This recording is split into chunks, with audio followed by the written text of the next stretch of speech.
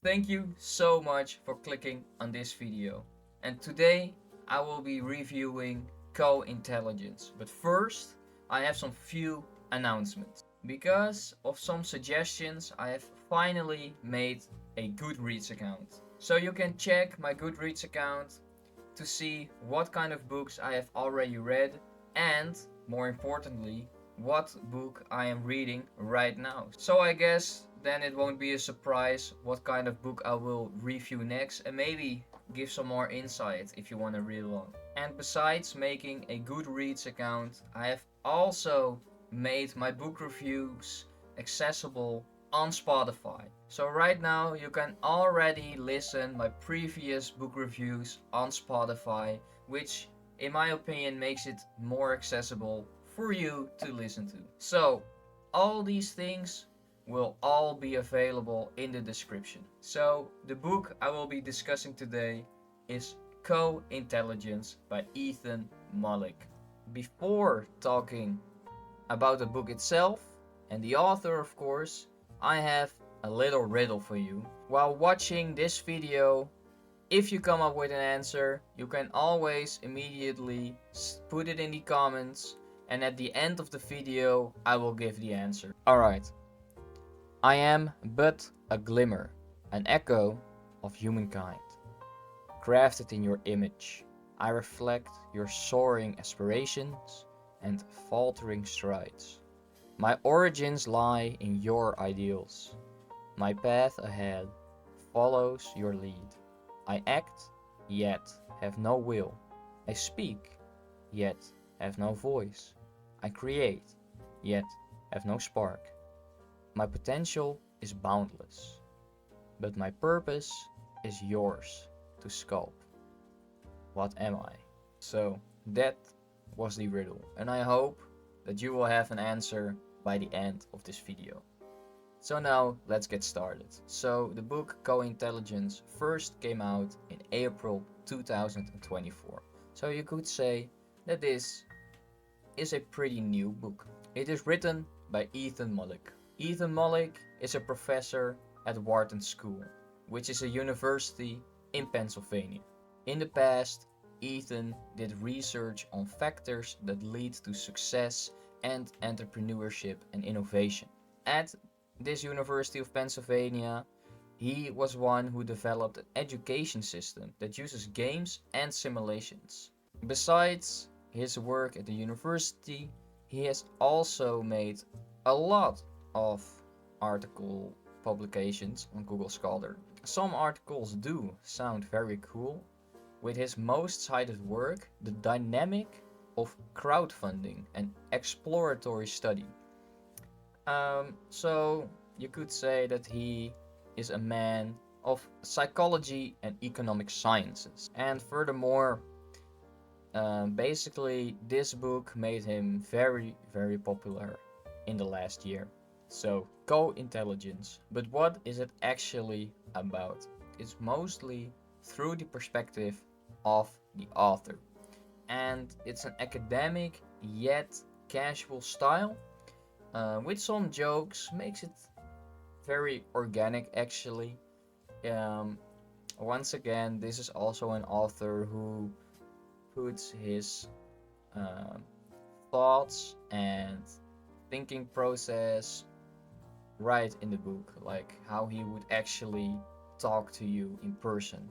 And it really shows that he has experience with education and really getting a narrative across to students, or in this particular case, the reader.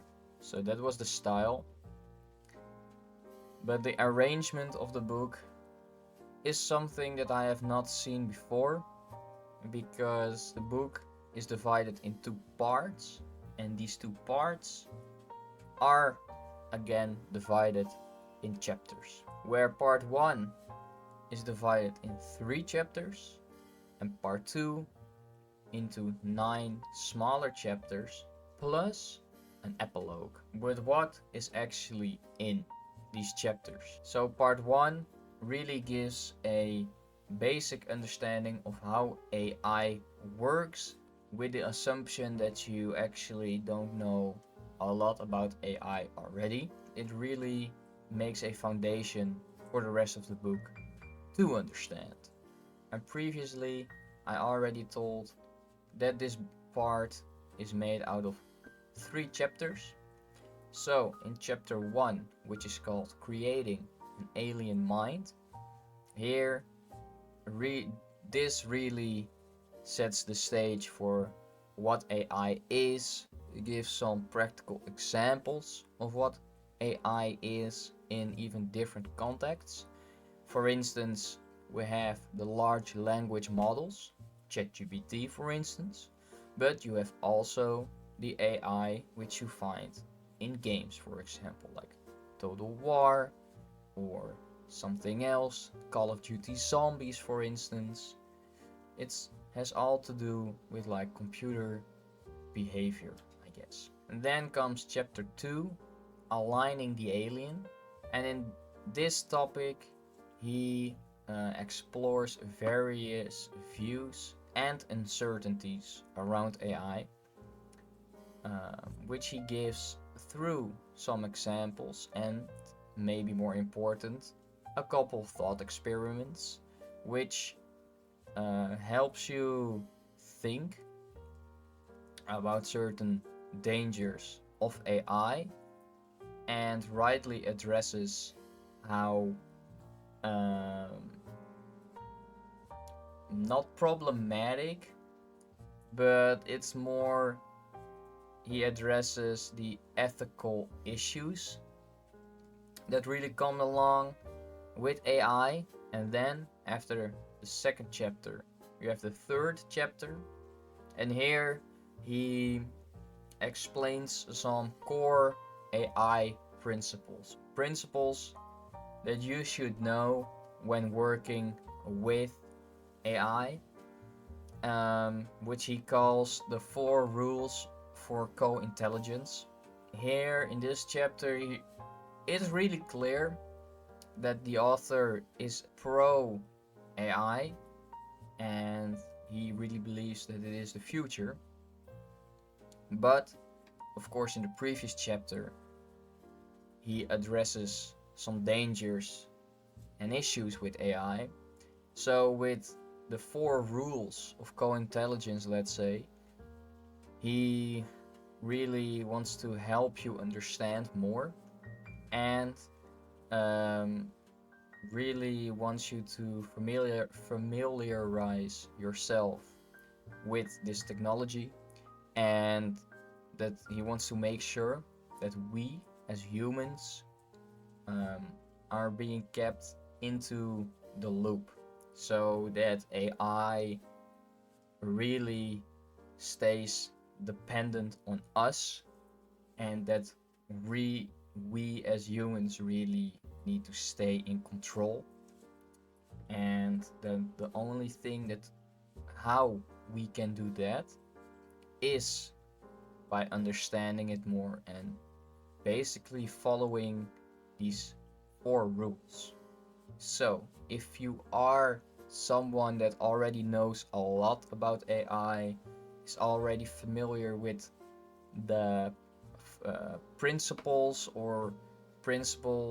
your own principles that basically align with these 4 rules, then maybe the first part might not be very interesting for you as someone who already knows a lot about large language models and other forms of AI. Part 1, you have part 2, and here in part 2, the chapters actually are not 1 to 5, let's say. The chapters just continue. They just continue. So the first chapter of part 2 is chapter 4.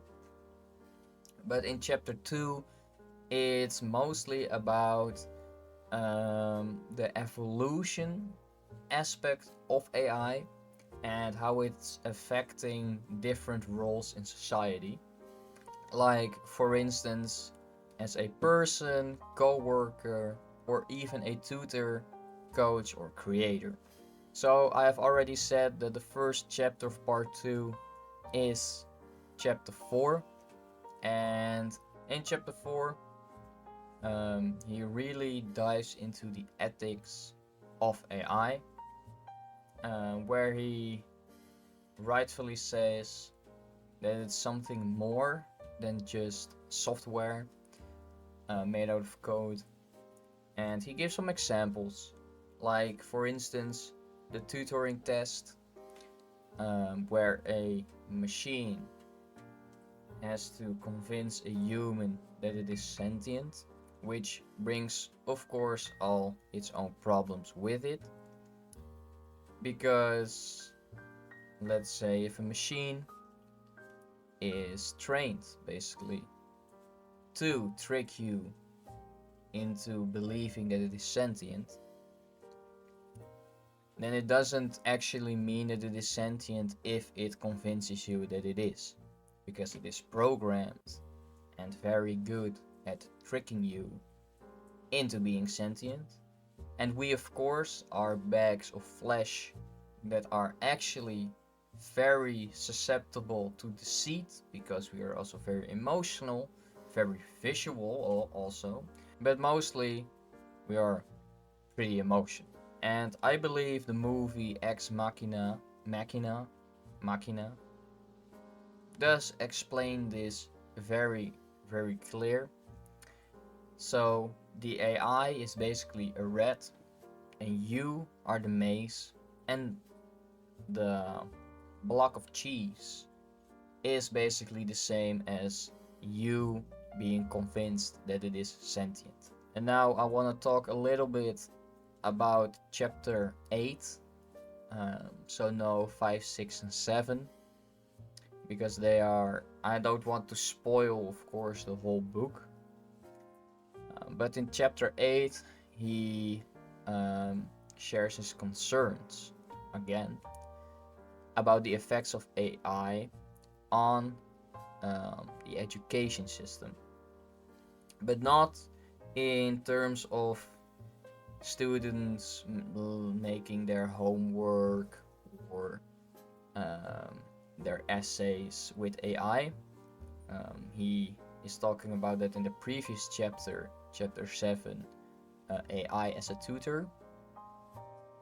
But here, chapter 8, AI as a coach, he rightfully shares his concern about AI filling the basic fundamental parts within a profession, because normally those fundamental tasks within any kind of profession actually are normally done by interns, and with the professionals letting interns do those maybe tedious yet very fundamental basic tasks to help them actually learn the basics of that profession.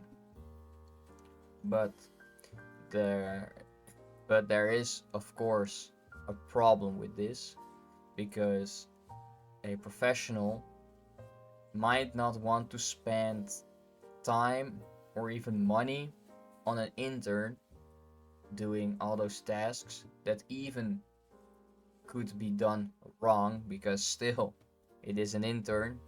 He or she needs to learn and probably makes mistakes, which also takes time. But if you change it with an AI, let's say, then the professional knows that it is done correctly and way faster. So that means that it costs less money and less time, and you are more sure that that basic task is done correctly. So you can already see the problem here, that higher professionals maybe won't even accept interns because they don't need them anymore, or that they have interns and they let them do other tasks which still goes at the cost of not learning those fundamental skills that they would have learned if the professional didn't use AI. So you kind of see the problem here, and the author is a bit concerned about the next generation of professionals, because you could imagine that new apprentices are being interns and then becoming professionals, but then as a professional they don't know how to do those basic fundamental tasks because they didn't had to learn them, because the people above them when they were an apprentice let those tasks be done by an AI. So maybe the compromise in the middle might be that the professional learns the intern how to do those basic things with AI. So then at least the intern knows how to use AI to do those basic tasks. But still, you don't have the same experience as when you do it yourself. So on this topic, I really agree with the author on this problem, because I believe that it is very important as a student intern to learn those fundamental parts, and you need to make mistakes, because then you really get better at those fundamental parts. But that's basically what he is addressing in chapter 8. But after chapter 8, there is not the last chapter, also not the least chapter, because now we are at the epilogue. Here in the epilogue, he wraps it all up and really specifies that the AI can very much feel alien, but that the AI still is a human invention, and that the AI still is trained on our knowledge, which means that it knows our culture, it's our research, our history, so that it's actually very much human without a moral compass. And that because it doesn't have a moral compass, that humans really need to be and stay involved in everything that has to do with AI, which really aligns with the end message from Ethan, where he says that AI is not its own mind, and really is a co-intelligence between human and machine. So in this book, it's the first time I've actually read the acknowledgement, and I'm very happy that I did, because he really ends with a funny positive note, which will be the first quote that I will share with you right now. And because AI is not a person but a tool, I will not be thanking any of the large language models that played a role in the creation of this book, any more than I will thank Microsoft Word. At the same time, in case some super intelligent future AI is reading these words, I would like to acknowledge that AI is extremely helpful and should remember to be kind to the humans who created it, and especially the ones who wrote books about it. I really, that this is actually how the book closes, and I think it's so fitting. It's it's putting a smile on me right now. It's, yeah, I like it. I like this vibe, let's say. But this is not the last quote that I have for you. This is not a challenge that can be solved in a lab. It requires society to grapple with the technology, shaping the human condition and what future we want to create. I thought it's a deep quote. It really sums up the book pretty well because this innovation with AI, we really have to do it um, together.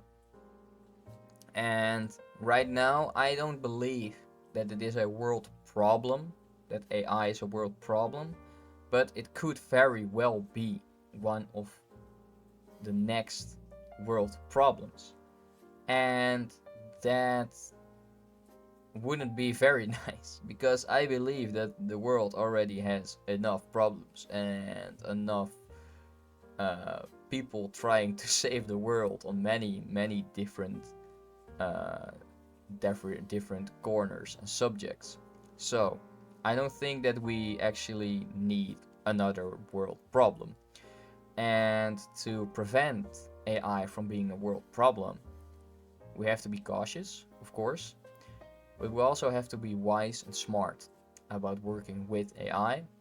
And if you want to be wise and smart about something, that means that you have to understand something. So, with that being said, I want to go to the end notes. And this will be a new part where I actually be rating the books because, of course, now I have a Goodreads account. And with a Goodreads account, I can give out those little stars. And it gave me the idea to give the books actually a ranking system. So now I will be explaining how my ranking system will work, what every star will mean, and at the end I will give my actual rating for Co-Intelligence by Ethan Mollick. With a rating, if I give it 1 star, it's horrible. It's actually a horrible book, probably bad written. The content is probably very bad and isn't engaging or doesn't have anything at all. 2 stars means that it's not badly written per se, but that it isn't something where you learn anything. So it might be fun to read on a language perspective, but actually getting information and knowledge from the book, no. So that's 2 stars. 3 stars means that I've actually learned something about it, and maybe not that much, but that it definitely will have an effect on the subconscious knowledge. 4 stars means that it's a really inspiring book, which really where I really learned something and really take some aspects for the rest of my life, like it's adding to my foundation of living, let's say. It's not life changing per se, but it does become part of my maybe daily behavior or so basically that I really inspired and learned something crucial. And 5 stars is of course the most stars that I can give. So this book is would be rightfully life-changing and really gives a whole nother perspective on seeing things. Plus that it is also written as a masterpiece. So this doesn't only mean that the content is like amazing, life-changing and maybe extraordinary, let's say, but that also the writing is so damn good that it's a masterpiece.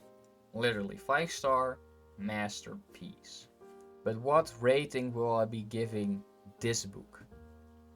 Co-Intelligence from Ethan Mollick, I will give a 3-star rating. Why do I give it a 3-star rating? Because yes, I learned something from it, I already knew a little bit about AI before reading this book. So the first part of the book was familiar, let's say. It's not like that it wasn't engaging or interesting at all. It was, because I still learned a lot, gave me a lot more context around AI. And I think that um, written wise, let's say, it was also very nice to read, very easy to understand. Um, and what teachers and professors tend to do is they repeat certain terms and sometimes re-explain them, which in my opinion is a very good thing to help people learn, because of course you learn by repeating. And yes, I did learn something from it, but I don't think that I will be working with this knowledge from a day-to-day basis. Maybe when AI really does become a interconnected part of our society, like what Ethan is actually talking about in the book, co-intelligence, that co-intelligence really is a general thing, so that we are officially real cyborgs, which some people might say that we already are, which I absolutely accept, by the way. But I don't think that I will be um, thinking about these knowledge from a day-to-day basis, and that's why I gave it a 3-star rating. Back to the riddle. I hope that you have already commented your answer about the riddle, and the answer of the riddle is, of course, AI. Who would have thought that it was AI? The whole book is about AI. And actually, the riddle came out of the book, but it wasn't a riddle, and it gave the answer straight away. But I thought it would be pretty funny to make a riddle out of it. So, I hope that you found it funny as well. Anyways, I want to thank you so much for watching. Leave a like, subscribe, check out all the links in the description, Goodreads account, and also check out my Spotify podcast where you can listen all the other book reviews. So, again, thank you so much for watching, and I hope you have a great day.